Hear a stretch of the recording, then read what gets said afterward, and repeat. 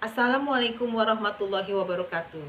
Perkenalkan, nama saya Swimi dari Program Studi PG PAUD Universitas Pancasakti Kampus D Bekasi untuk memenuhi tugas ujian tengah semester 2 dari mata kuliah Teori Belajar dan Perkembangan Pembelajaran dengan dosen pengampu Ibu Cilda Kumala Ashari MPD dan Ibu Happy Ika Melvina MPD dengan tema Teori Belajar Kognitif. Teori belajar adalah suatu teori yang di dalamnya terdapat tata cara pengaplikasian kegiatan belajar mengajar antara guru dan siswa. Perancangan metode pembelajaran yang akan dilaksanakan baik di kelas maupun di luar kelas. Menurut Cahyo dalam Rahmawati 2015, teori belajar dapat diartikan sebagai prinsip-prinsip dan konsep-konsep belajar yang bersifat teoritis, serta telah teruji kebenarannya melalui eksperimen. Teori belajar sendiri dapat didefinisikan sebagai metode yang menggambarkan bagaimana seseorang melakukan proses belajar. Adapun pengertian dari belajar, menurut Ernest R. Hilgard, adalah kegiatan atau proses yang dilakukan sengaja dan menimbulkan perubahan atas keadaan sebelumnya. Pengertian teori kognitif. Teori belajar kognitif merupakan teori belajar yang muncul setelah teori behavioristik. Hadirnya teori belajar kognitif untuk merespon teori belajar behavioristik yang hanya memperhatikan kondisi psikolog saja. Para penemu teori belajar behavioristik beranggapan bahwa kondisi mental yang ada di dalam peserta didik tidak bisa diamati, padahal pada kenyataannya kondisi mental bisa dikatakan dan juga harus diamati saat kegiatan pembelajaran sedang berlangsung. Jika teori belajar behavioristik mengutamakan adanya stimulus dan respon, maka lain halnya dengan teori belajar kognitif yang tidak hanya memperhatikan stimulus dan respon, tetapi juga mengutamakan adanya perubahan mental dan perilaku, seperti cara peserta didik memahami suatu hal, cara peserta didik berpikir, dan cara peserta didik menggunakan pengetahuannya. Dalam Kamus Besar Bahasa Indonesia atau KBBI, kognitif adalah erat hubungannya dengan atau melibatkan kognisi atau berdasar pada pengetahuan faktual yang empiris. Beberapa perspektif dalam teori belajar yaitu 1. Teori belajar kognitif, 2. Teori belajar behavioristik, 3. Teori belajar konstruktivisme, dan 4. Teori belajar humanis. Fungsi kognitif. Teori kognitif ini erat hubungannya dengan fungsi kognitif sebagai hasil output dari proses pendekatan kognitif itu sendiri. Fungsi kognitif memiliki sejumlah dampak baik bagi murid yang akan bertahan dalam jangka waktu yang panjang. Fungsi belajar kognitif yaitu 1. Daya ingat dan memori. Membiasakan belajar secara kognitif sama halnya dengan membiasakan diri berpikir kompleks dan kritis. Dengan begitu, sistem secara otomatis saraf akan begitu fokus ketika menyerap informasi dan pengetahuan dalam proses yang cepat dan kemudian menyimpannya di dalam otak. Dengan menerapkan teori belajar kognitif ini akan mewujudkan daya serap yang cepat dan memiliki memori jangka panjang. Bahkan dimulai sejak anak usia dini, fungsi kognitif telah bekerja dan inilah yang akhirnya mempengaruhi tumbuh kembang anak. Fungsi kedua, melejitkan daya ingat anak. Sejak dini, anak-anak dapat disajikan kegiatan yang dapat merangsang daya ingat mereka dengan metode yang baik. Ini juga akan membantu mengasah konsentrasi mereka agar tetap fokus. Dengan melalui pendekatan kognitif, dapat membuat para orang tua mampu melihat potensi yang ada pada anak mereka. 3. Perhatian. Fungsi perhatian di mana pembelajaran kognitif akan mampu menyeleksi rangsangan terhadap bau, suara, gambar, dan lainnya yang berhubungan dengan indera yang baik. Dalam fungsi ini, memfokuskan perhatian terhadap rangsangan tersebut dan juga mengabaikannya dalam waktu seketika. Artinya, mereka akan sensitif terhadap sekitar dan mampu menyeleksi mana yang perlu difokuskan sehingga dapat memusatkan perhatian pada objek yang penting. 4. Fungsi eksekutif. Pada tahap lanjut belajar dengan pendekatan kognitif mampu mewujudkan fungsi eksekutif yaitu membuat perencanaan dan mengeksekusinya dengan baik. Melalui pendekatan ini, otak yang sudah terbiasa menyerap banyak konsep dan berpikir kompleks serta kreatif akhirnya mampu mewujudkan pribadi yang solutif, mampu melihat peluang dan menyelesaikan permasalahan.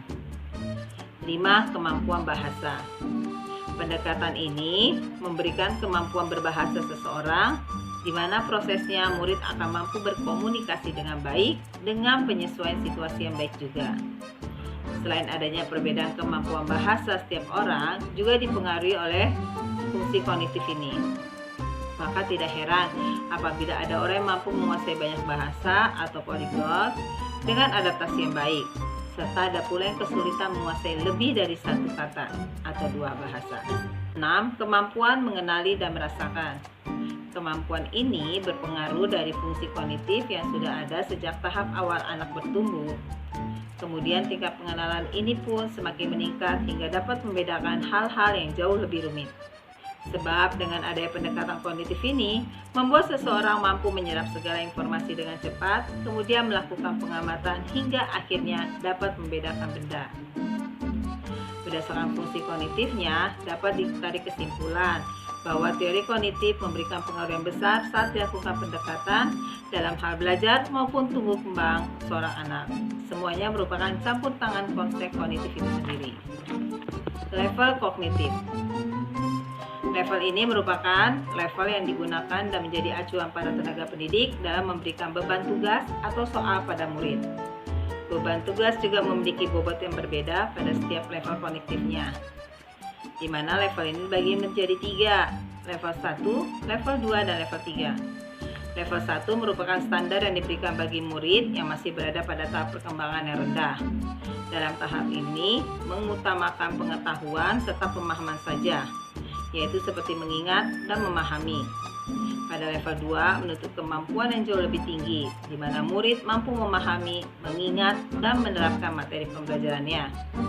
Dan di level 3, yaitu level tertinggi, di mana diberikan beban tugas yang jauh lebih tinggi dengan adanya tuntutan untuk menganalisa suatu masalah, mengevaluasinya, dan menciptakan sesuatu yang jauh lebih kreatif. Prinsip-prinsip teori belajar kognitif. Teori belajar kognitif lebih mementingkan proses daripada hasilnya. Pembelajaran kognitif merupakan gaya belajar aktif yang fokusnya memaksimalkan potensi otak. Melalui metode ini, peserta didik lebih mudah menghubungkan informasi baru dengan ide-ide yang sudah ada. Secara umum, prinsip-prinsip dasar teori belajar adalah: belajar merupakan suatu bentuk perubahan akan informasi pengetahuan. Pembelajaran berfokus pada bagaimana peserta didik memperoleh, memahami, dan menyimpan informasi dalam ingatannya. Pembelajaran menekankan pada proses berpikir yang kompleks. Kegiatan belajar mengajar melibatkan keaktifan peserta didik untuk membangun pengalaman belajar, dan hasil pembelajaran tidak hanya bergantung pada informasi yang diberikan guru, tetapi juga pada cara peserta didik memperoleh informasi tersebut. Tokoh-tokoh teori kognitif. Beberapa tokoh yang berperan dalam perkembangan teori belajar kognitif yaitu diantaranya 1. Jean Piaget.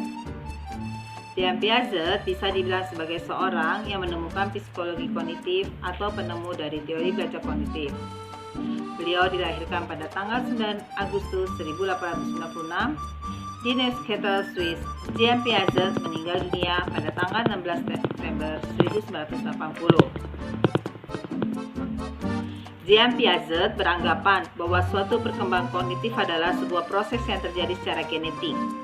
Oleh sebab itu, proses genetik diyakini berdasarkan dari kondisi biologis seseorang.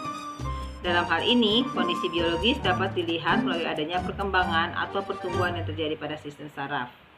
Misalnya, seseorang bertambah usia, maka susunan-susunan sistem sarafnya semakin kompleks, bahkan akan kemampuan yang dimilikinya semakin bertambah. Jean Piaget mengatakan bahwa kemampuan berpikir dan kekuatan mental dari seorang anak berbeda-beda. Oleh sebab itu, Jean Piaget mengklasifikasikan perkembangan secara kuantitatif ke dalam 4 tahap, yaitu tahap sensori motor. Tahap sensori motor adalah tahap kognitif yang terjadi antara umur 0 sampai 2 tahun, di mana pada tahapan ini perkembangannya melalui kegiatan motorik dan suatu persepsi yang masih sangat sederhana. Lalu tahap praoperasional. Pada tahap ini, seorang berusia sekitar 2 sampai 7 tahun, di mana tahap ini biasanya dihubungkan dengan adanya penggunaan simbol atau penggunaan bahasa benda. Ketika seorang anak memasuki tahap praoperasional, biasanya sudah bisa mengenali ciri dari suatu objek. Misalnya ada bola yang berwarna hijau, dapat mengumpulkan benda yang sesuai dengan ukurannya dan sebagainya. Lalu tahap operasional konkret. Pada tahap ini usia antara 7-12 tahun. Pada tahapan ini, anak atau peserta didik dianggap sudah bisa mempraktikkan aturan-aturan dengan jelas dan logis. Dan yang terakhir adalah tahap operasional formal. Tahap ini yaitu muncul ketika seorang anak atau peserta didik berusia 11-18 tahun. Di mana pada tahapan ini seorang anak sudah terlihat memiliki kemampuan untuk berpikir secara logis dan abstrak dengan menggunakan sebuah konsep berpikir yaitu kemungkinan. Lalu tokoh berikutnya adalah David Ausubel. David Paul Ausubel lahir pada tanggal 25 Oktober 1918. Teori belajar kognitif David Ausubel bisa dikatakan dipengaruhi oleh teori kognitif Piaget. David Ausubel selalu mengaitkan konsep atau skema konseptual dari Piaget dengan cara mendapatkan ilmu pengetahuan. Dengan kata lain, David Ausubel bisa digunakan untuk mencapai suatu pemahaman konsep, ide atau gagasan, dan prinsip. Konsep teori kognitif David Ausubel mengutamakan kegiatan pembelajaran bermakna, di mana kegiatan belajar bermakna ini dapat dibagi dua, yaitu belajar bermakna atau meaningful learning dan belajar menghafal rote learning. Belajar bermakna di sini ada dua, yaitu belajar bermakna meaningful learning, yaitu di mana belajar dapat diartikan sebuah proses belajar yang dimana informasi baru selalu dikaitkan dengan pemahaman yang sudah dimiliki seseorang yang sedang belajar. Dan belajar menghafal atau rote learning yaitu kegiatan di mana peserta didik berusaha untuk menerima dan memahami suatu materi pembelajaran yang telah diberikan oleh gurunya. David Ausubel beranggapan bahwa suatu kegiatan pembelajaran baru akan bermakna jika guru dapat mengkombinasikan konsep, prinsip, dan informasi verbal dengan baik. Oleh sebab itu, supaya proses belajar bisa bermakna, maka seorang guru wajib untuk mempresentasikan hal-hal apa yang perlu dipelajari serta peserta didik. Sementara itu, peserta didik harus berusaha untuk memahami apa yang diberikan oleh guru. Lalu tokoh berikutnya adalah Jerome Bruner. Beliau dilahirkan di New York City pada tanggal 1 Oktober 1915. Jerome Bruner mengatakan bahwa seorang guru harus bisa untuk memberikan kesempatan pada peserta didiknya agar menjadi seorang yang bisa menyelesaikan suatu masalah, seorang yang cerdas. Dalam pandangan Jerome Bruner, proses belajar sangat dipengaruhi dengan adanya pengaruh kebudayaan terhadap perilaku peserta didik. Discovery learning yaitu teori belajar kognitif yang telah ditemukan dan dikembangkan oleh Jerome Bruner. Ia menyatakan bahwa suatu proses belajar atau pembelajaran dapat berjalan dengan lancar dan kreatif apabila seorang guru dapat memberikan kesempatan pada peserta didik demi menemukan sebuah konsep, aturan teori, dan pemahaman yang berkaitan dengan kehidupan.